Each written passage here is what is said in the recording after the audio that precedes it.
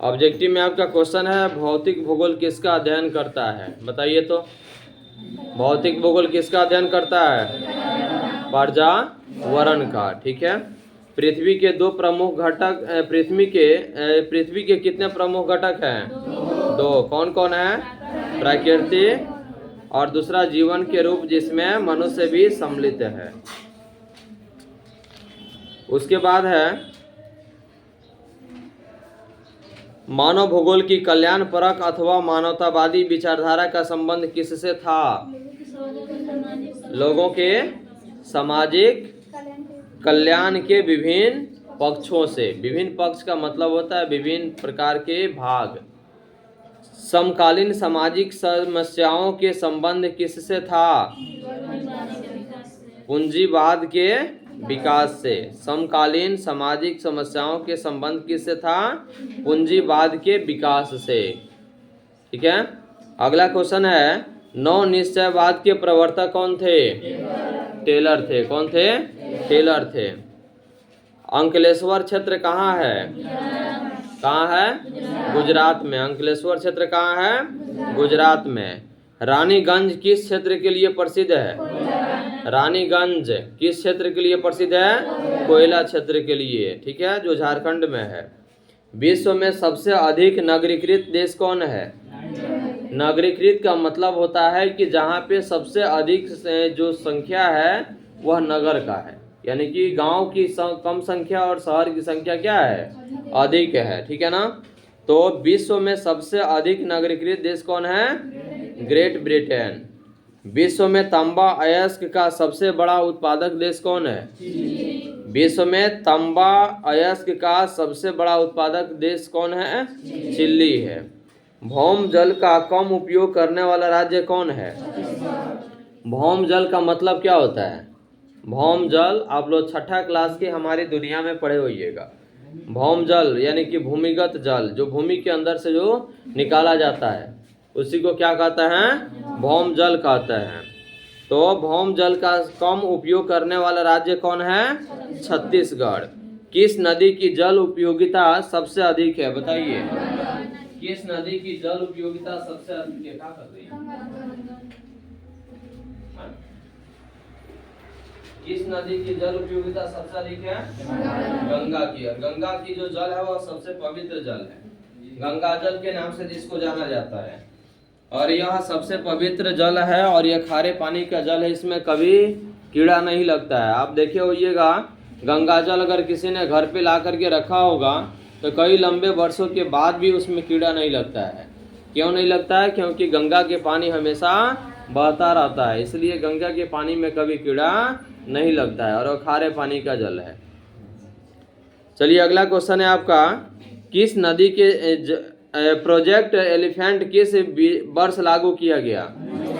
1992 में। Project elephant जो था ना, यह किस वर्ष लागू किया गया? 1992 में। अगला क्वेश्चन है आपका, आधुनिक भूगोल का जन्मदाता किसे माना जाता है? Alexander Cunningham. इनका पूरा नाम क्या है? अलेक्जेंडर कनिंघम और वान हम्बोल्ट को यह आधुनिक भूगोल का जन्मदाता यानी कि उत्पादनकर्ता कहा जाता है, जन्म देने वाला। अगला, किस वर्ष विश्व की मानव जनसंख्या 6 अरब हुई?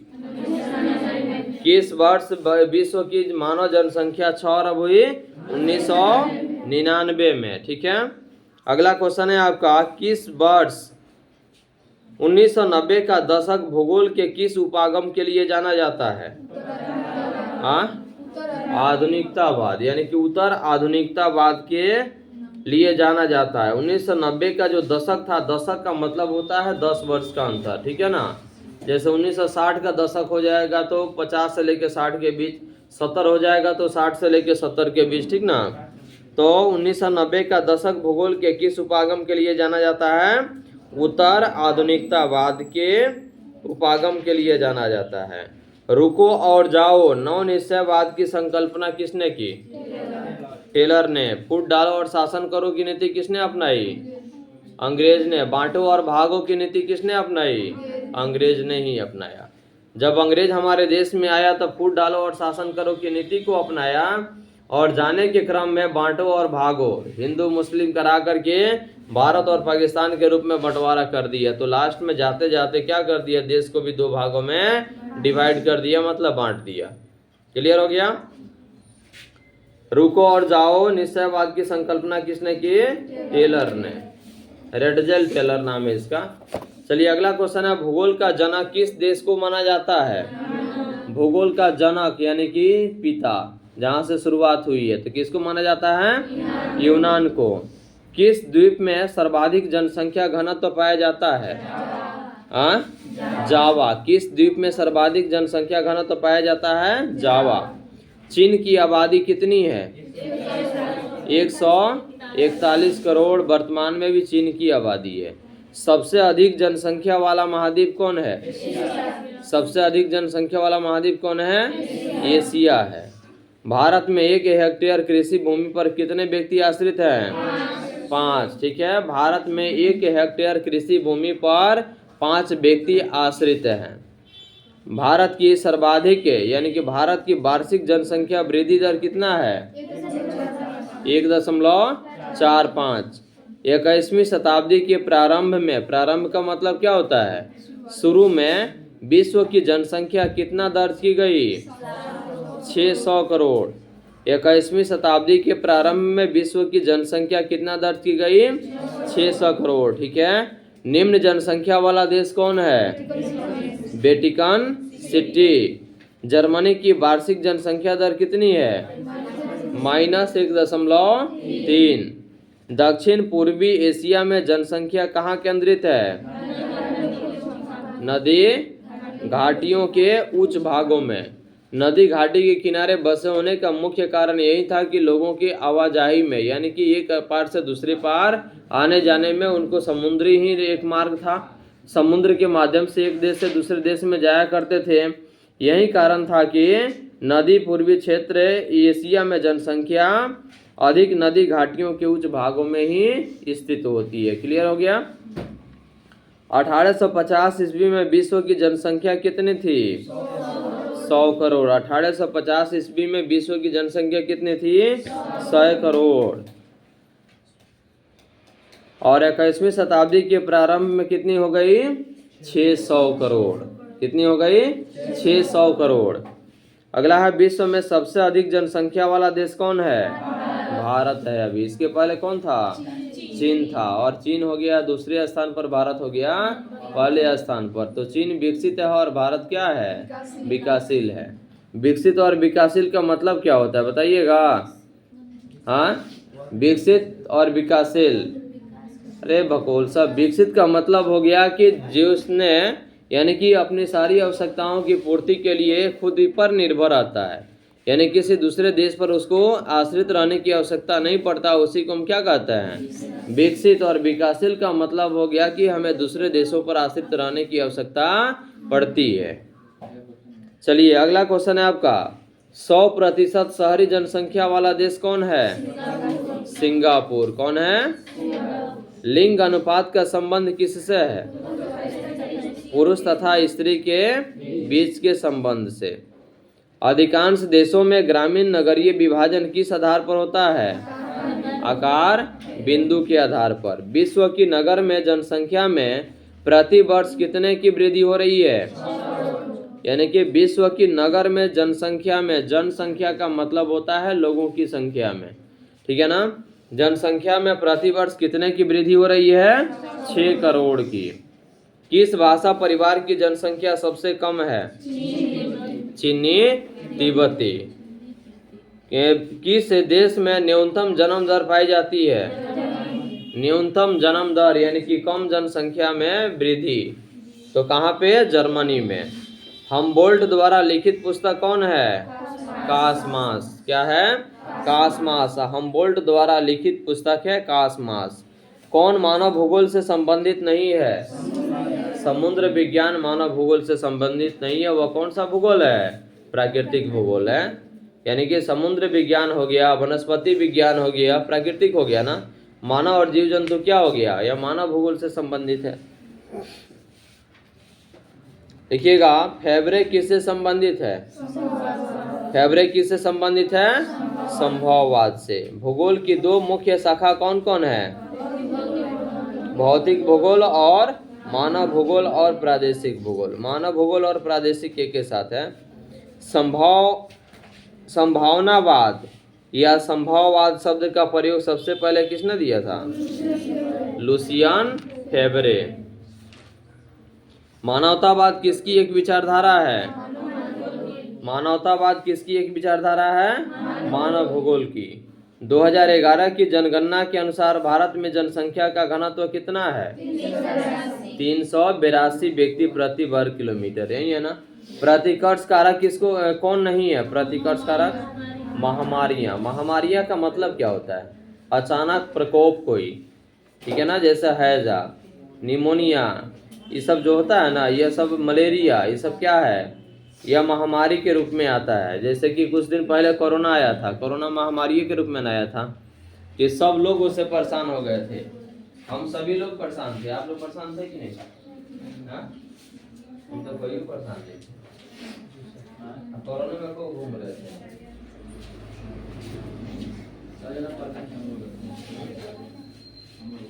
अब हम लोग रखते थे मास्क, पॉकेट में रखते थे।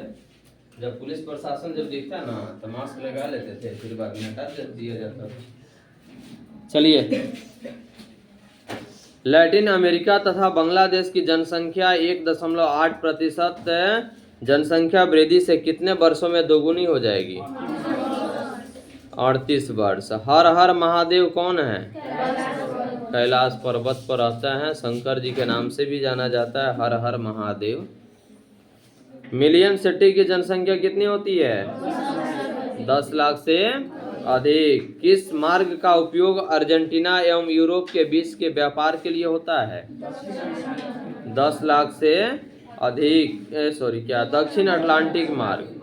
यह क्वेश्चन है, किस मार्ग में रास्ता का उपयोग अर्जेंटीना एवं यूरोप के बीच व्यापार के लिए होता है? तो दक्षिण अटलांटिक मार्ग।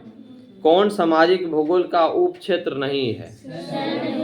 सैन्य भूगोल। सैन्य माने सैनिक भूगोल।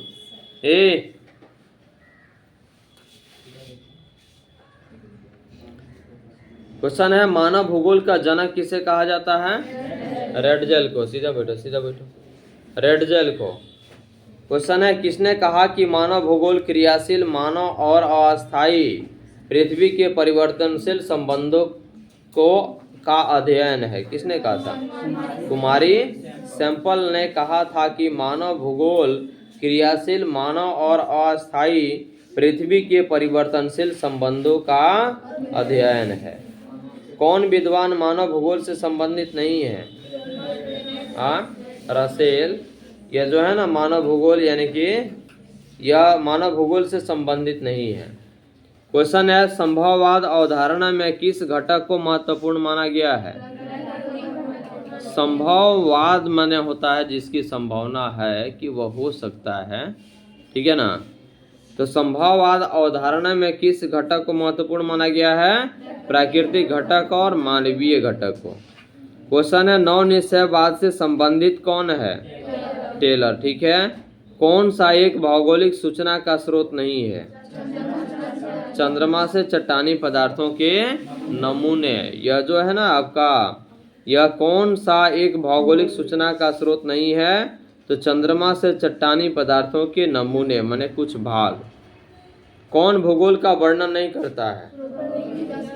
प्रौद्योगिकी के विकास के फलस्वरूप समय में प्रासंगिक नहीं। प्राकृतिक और मानव के बीच पारस्परिक क्रिया का सबसे महत्वपूर्ण कारक कौन है? तकनीक, ठीक है ना, जिसको इंग्लिश में क्या कहते हैं? टेक्निकल कहते हैं। मानव की मूल आवश्यकताओं में से कौन संबंधित नहीं है? परिवहन। परिवहन का मतलब क्या होता है? एक स्थान से दूसरे स्थान पर आना और जाना परिवहन होता है। और परिवहन का साधन किसे कहते हैं? तो जिस माध्यम से या जिस साधन के माध्यम से हम एक स्थान से दूसरे स्थान पर आते जाते हैं, वह सभी साधनों को क्या कहते हैं? परिवहन का साधन कहते हैं। जैसे आप लोग साइकिल से आए हैं तो आपके आने का परिवहन क्या है? साइकिल है। परिवहन का साधन क्या है? साइकिल है, ठीक है। हवाई जहाज से अगर कोई जा रहा है यहाँ से दिल्ली तक तो उसकी परिवहन का साधन क्या है? हवाई जहाज है। हेलीकॉप्टर से जा रहा है तो क्या है? हेलीकॉप्टर है। यानी कि जिस वस्तु से व्यक्ति एक स्थान से दूसरे स्थान पर आता जाता है उसी वस्तु को हम क्या कहते हैं? परिवहन का साधन कहते हैं। परिवहन अनेक प्रकार का होता है, जैसे जल परिवहन, वायु परिवहन, सड़क मार्ग परिवहन, जल मार्ग परिवहन, उसके बाद रेल लाइन परिवहन भी है। उसके बाद आपका क्या है? पाइप लाइन परिवहन। ठीक है ना। पाइप लाइन परिवहन जैसे कि सड़क परिवहन में आपका रेल बस आ जाएगा, यह सड़क परिवहन में आ जाएगा। वायु परिवहन में आपका हवाई जहाज हेलीकॉप्टर आ जाएगा, जो धरती के ऊपर से होकर के उड़ता है, यानी धरती के ऊपर ही न चलेगा, आकाश में चलेगा वह। और जो धरती पर चलता है वह सड़क परिवहन में आ जाएगा, जैसे कार बस ट्रक ये सड़क परिवहन में आ गया। उसके बाद है जल परिवहन, जो समुद्री मार्ग से एक स्थान से दूसरे स्थान पर लोग आते जाते हैं। जैसे कि कोलंबस चला था 1492 में भारत की खोज करने के लिए, समुद्री मार्ग से रास्ता भटक गया तो अमेरिका चला गया। उसके बाद वास्को डी गामा पहुंचा 1498 में, तो भारत की खोज हुई। उसके बाद एक और परिवहन है आपका पाइप लाइन परिवहन। पाइप लाइन परिवहन का मतलब हो गया कि पाइप के माध्यम से किसी भी वस्तु को एक स्थान से दूसरे स्थान पर भेजना। जैसे क्या जाएगा? दुइये को जाएगा, एक तरल पदार्थ जाएगा, एक गैसीय पदार्थ जाएगा। डीजल पेट्रोल आप लोग देखे होइएगा, पाइप के माध्यम से ही तो आपके गाड़ी में या कहीं भी उसको भेजा जाता है। गैस हो गया, जैसे सिलेंडर से यूज आप करते हैं तो पाइपे के माध्यम से नहीं यूज करते हैं, ठीक ना। तो ये सब क्या हो गया? पाइप लाइन परिवहन हो गया। ये क्वेश्चन अगर पूछेगा तो भूलाइएगा नहीं। चलिए अगला क्वेश्चन है आपका, मानव भूगोल का उपागम कौन नहीं है? मात्रात्मक क्रांति। किस भाषा परिवार की जनसंख्या सबसे कम है? चीनी तिब्बती। किस भाषा परिवार की जनसंख्या सबसे अधिक है? भारतीय यूरोपीय। सामाजिक भूगोल की उपशाखा कौन है? उपशाखा मैंने उपभाग, चिकित्सा भूगोल है। स्थानिक संगठन, स्थानिक मैंने होता है घर के अगल बगल यानी कि पास पड़ोस, ठीक है ना। तो स्थानिक संगठन भौगोलिक अध्ययन का उपागम कब रहा है? 1950 से 1960 के बीच, यानी कि 1960 के दशक इसको मान सकते हैं, 10 वर्ष का है। नव निश्चयवाद की संकल्पना का प्रतिपादन किसने किया? नव निश्चयवाद की संकल्पना का प्रतिपादन किसने किया? ग्रिफिथ टेलर ने किया था। अगला है आपका, मानव भूगोल से संबंधित कौन नहीं है? मात्रात्मक क्रांति जो है यह मानव भूगोल से संबंधित नहीं है। नव निश्चयवाद के प्रवर्तक कौन थे? ग्रिफिथ टेलर, ठीक है। भूगोल का जनक कौन है?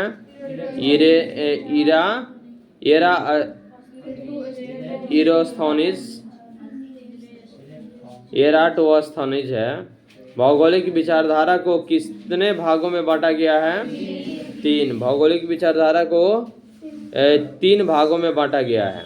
संसाधन भूगोल किस मानव भूगोल के क्षेत्र के अंतर्गत आता है? आर्थिक भूगोल। चिकित्सा भूगोल किस मानव भूगोल के क्षेत्र के अंतर्गत आता है? सामाजिक भूगोल। क्लियर हो गया। अगला क्वेश्चन है, निम्नलिखित कथनों में से कौन सा एक भूगोल का वर्णन नहीं करता? पहले बोल रहे हैं ना सबके लिए। निम्नलिखित कथनों में से कौन सा एक भूगोल का वर्णन नहीं करता? क ऑप्शन में है समाकलनात्मक अनुशासन, ख में है दैर्घ्यता पर आश्रित, ग में है मानव और पर्यावरण के बीच अंतर संबंधों का अध्ययन, और घ में है प्रौद्योगिकी के विकास के फलस्वरूप आधुनिक समय में प्रासंगिक नहीं। बोलिए, यही होगा। प्रौद्योगिकी के विकास के फलस्वरूप आधुनिक समय में प्रासंगिक नहीं। क्वेश्चन है, निम्नलिखित में से कौन सा एक भौगोलिक सूचना का स्रोत नहीं है?